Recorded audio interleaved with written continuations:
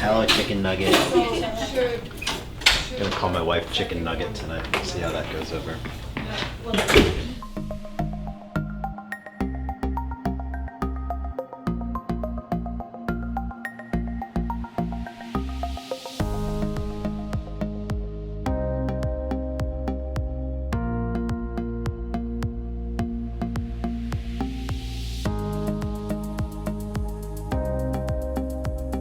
So you're taking care of Toscani, mom's out of town, and starting Sunday we started being owie and painful and wobbly walking. We're maybe a little bit better today than yesterday, but we're still wobbly. Yeah. Hey there, it's Dr. Wong. Can you hear me all right?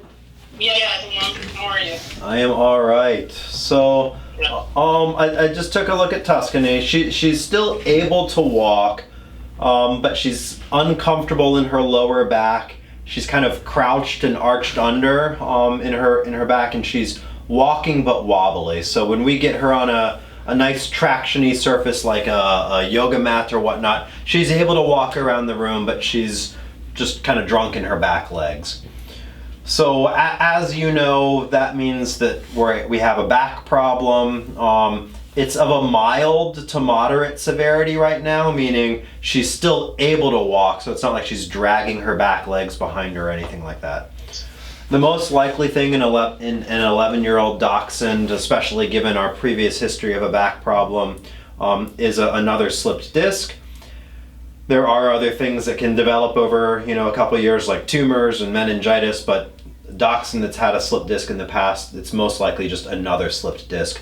I don't know how much we talked about in the past. Just dogs that get one slipped disc have about a 10 to 15% chance of having another disc problem at some point in their life.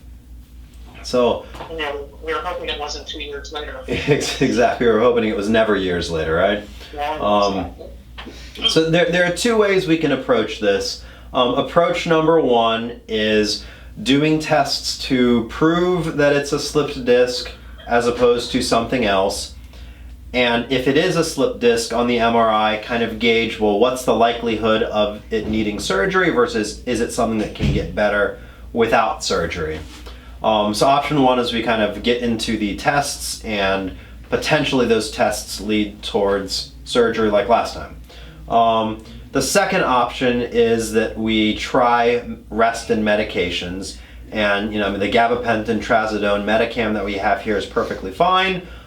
Strict cage rest, and as long as things are on the up and up, we continue with that. So option one is that we do tests to find out what we're dealing with and make decisions based on that information.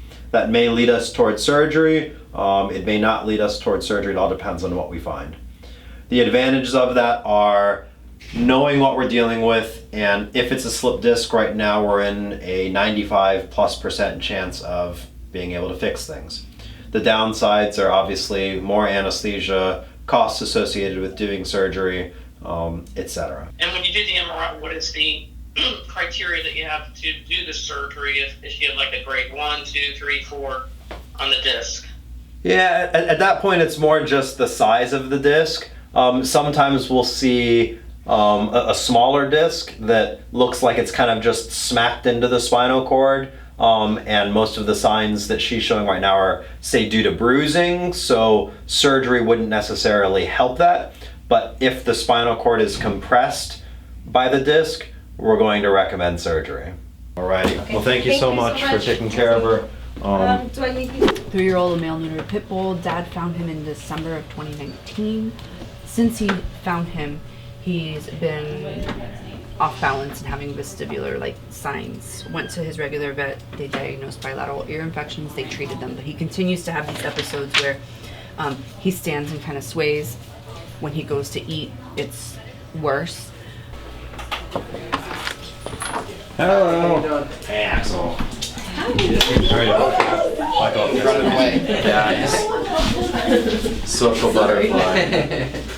He's so cute. I know. Oh, big butt.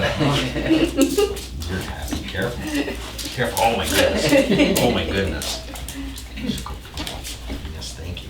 Thank you. So you found Axel in December. Yep. Just like in a parking lot, or Yep, at work. and you've just had him since you've had him. You've noticed that he's been kind of off balance and incoordinated. Correct. Yeah. Does things like that, like bonks his head on the Yep. on the wall, and when he goes to eat or drink, he has a hard time. He's like, Okay. yeah. See, I was kind of like and he's got a little bit of a heads up in the morning. It's real bad. Like if he's been sleeping all day, when he gets up, then he'll start almost like he's been drinking. It was real bad to when I first found him, to the point where when he lifted his leg up, he would fall to take a leak. So we've cleared out the ear infections. I'm sure you've got their records and everything like that.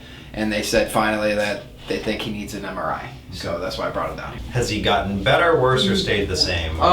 He got better from the first time I found him, but now it's pretty much the same. Like he got a little bit better to where he's not like falling over. Like when I first found him, I think there was maybe the ear infections too, combined with everything. He was kind of like almost like nodding out. He had the high liver enzymes, all sorts of stuff. So once they cleared all that out, it looked like he got better.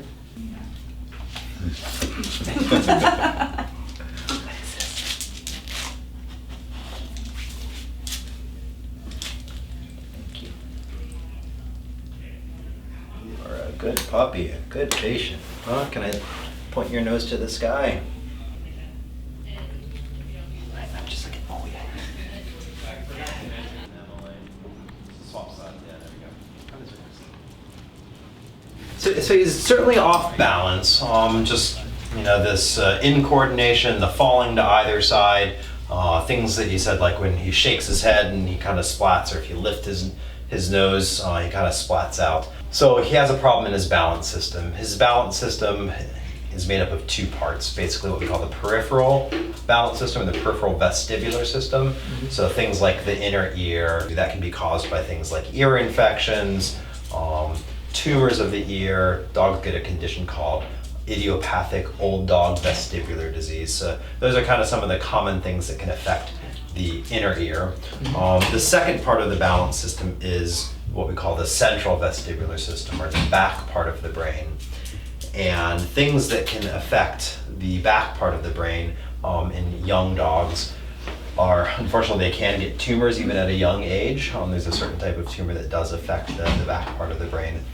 Certain malformations or granulomas, things like that. Dogs can get infections that affect the back part of the brain. Dogs can get strokes to the back part of the brain. One of the things that we need to be concerned about is a degenerative condition that we see primarily in bulldogs and Staffordshire Terriers. It's called cerebellar cortical degeneration, and we see it predominantly in young adult pit bulls and Staffordshire Terriers. And many of their symptoms are just like what you're seeing, where they're non-painful, they're otherwise eating well, they're healthy, they run around like a maniac, but they're just a little incoordinated. And sometimes it's very, very subtle, but it progresses. And usually I'm meeting dogs, because the owners had them since they were young, and we've kind of seen, well, gosh, maybe 6 months ago he was a little goofy, and then 3 months ago he was goofier, and now he's goofy enough that we're bringing him in to see us. We obviously don't have that luxury of knowing what he looked like 6 months ago. So it's hard for me I need to bring it up just because of his age and his breed, but there are other things on our worry list. The way for us to figure out what's going on, like you said, an MRI is going to give us a picture of his head, picture of his brain. It will tell us, is there an ear infection? Are there 2 ear infections? Or is there something else, like a malformation in the brain, a brain tumor, a stroke? The way that we diagnose that cerebellar degeneration, it's kind of 2 parts. It's an MRI that we don't see anything like a stroke or tumor or anything like that. Sometimes the cerebellum looks small. It kind of all depends on where in the progression we're at. If we're kind of early on, the cerebellum might look a normal size, but if it's more advanced, sometimes it does look small. And then there's a genetic test for it. We send it to France. It takes a couple weeks to get back. There are multiple approaches we can take. There are 2 with regards to doing tests. Way number 1 would be do the MRI today, and we kind of cross off the vast majority of things in one fell swoop. Things like malformations, things like tumors, infection, inflammation, stroke, etc. And that's something we would have that answer by the end of the day. Is it A, B, C, D, or E? If it's any of those, we've got that answer. If we don't see any of those, we would send off this test to France, and it takes a couple weeks, and then we would get that back. Well, I've already kind of mentally prepared myself for the MRI, because that's what everybody keeps recommending. After the MRI, we make the decision then on, based on what we see, of are we doing a spinal tap or not. The MRI will tell us whether we do that, and that will also tell us, are we sending off this genetic test or not. Spinning it. All right, handsome. We'll be right back.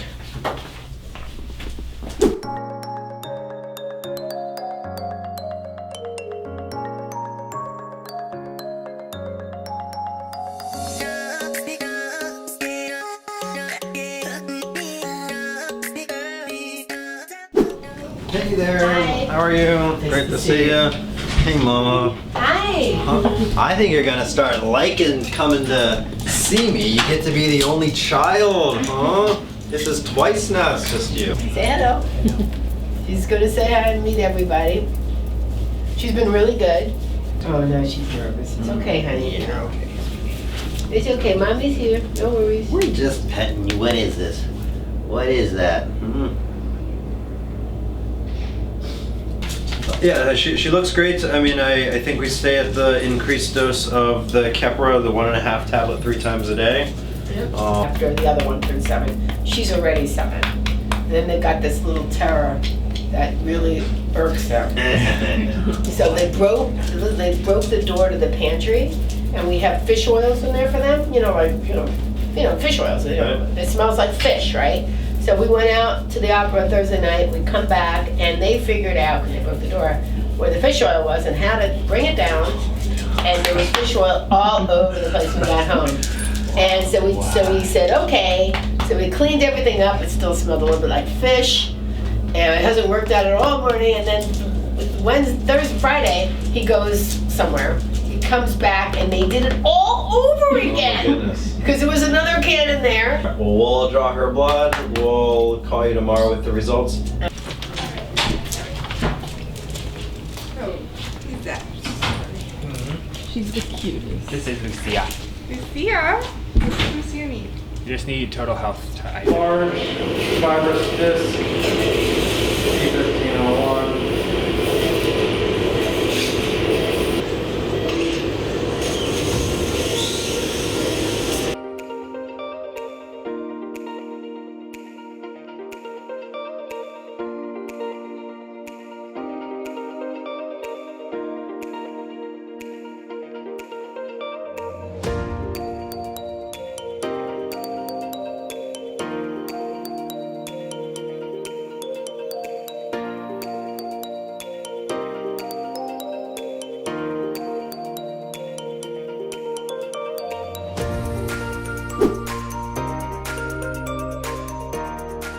The front part of the brain where kind of personality and movement and memory and things like that come from.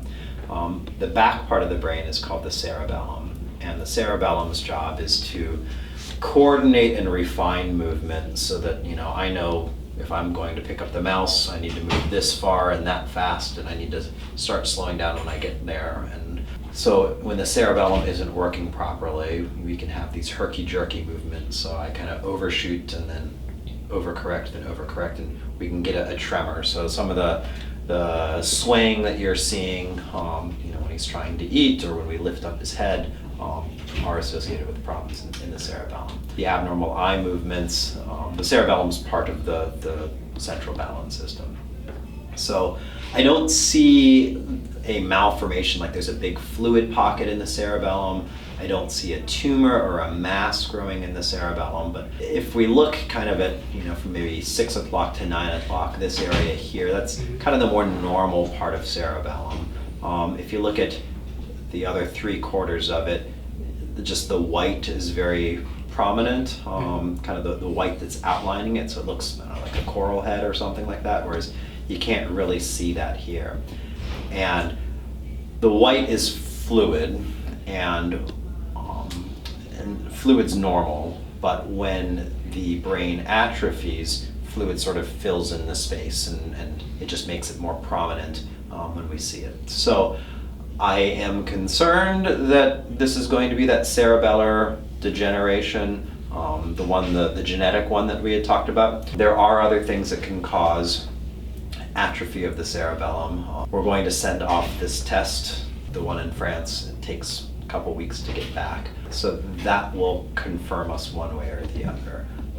If it comes back positive, it's a progressive disease. So right now there isn't any way for us to treat it or stop it or slow it. In my experience, most dogs slowly progress over, a year, 18 months. I've followed some much longer than that. They don't become painful, they don't lose vision or anything like that, but they just become more and more incoordinated where eventually they can't walk, and sometimes they can't eat just because they become so incoordinated. So I hope that the genetic test doesn't come back as that, but that's the primary concern, just again based on age, breed, symptoms, and the MRI findings. So if it does confirm it, then that means it's pretty much it, like for him? It means that is it, meaning that is the diagnosis, yes. And that's how fast, like maybe 18 months at the longest before he starts?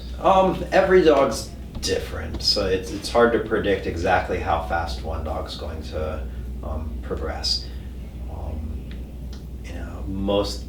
Right now he's relatively, let's say, mildly affected. I mean, he's able to get up and walk. Sure, he's a little goofy, but usually what will happen is their gait becomes more high steppy and wide based. They fall more, and again, it's not painful. They're just kind of clumsy and goofy and happy as can be. There are a handful of dogs that I've followed for years, and they continue to progress, but it takes years to get there. So it's very much dog dependent, and a lot of it is also owner dependent on where that particular owner draws the line in the sand of what's acceptable and what isn't. So again, we don't know that's what it is yet, but to at least start that conversation, and that's kind of where we're looking at right now. Yeah, I'm sorry, I can tell you guys are attached already just after just a month and a half or so, and obviously he's a good guy. So all right, you got it. Talk to you soon. Hey, big guy. Your daddy loves you.